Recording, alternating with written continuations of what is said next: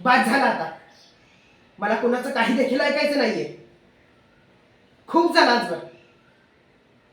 मला वाटत होतं की तुम्ही सगळी किती चांगली माणसं आहात, पण नाही. तुम्ही सगळी माझा संसार उद्ध्वस्त करायला निघालात.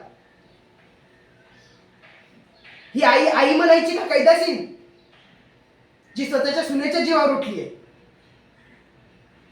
आणि ही तुझी बायको, चेहरा भोळा आणि कारभार सोळा, ही पण हिला सामील. का? कशासाठी? भगवत नाही ना? तुम्हाला माझं सुख भगवत नाही. ते काय नाही बाबा. आज आणि आत्ताच्या आत्ता ह्या घराचे 2 हिस्से होतील.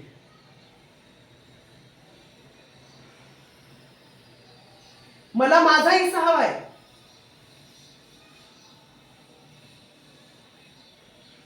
धन्यवाद.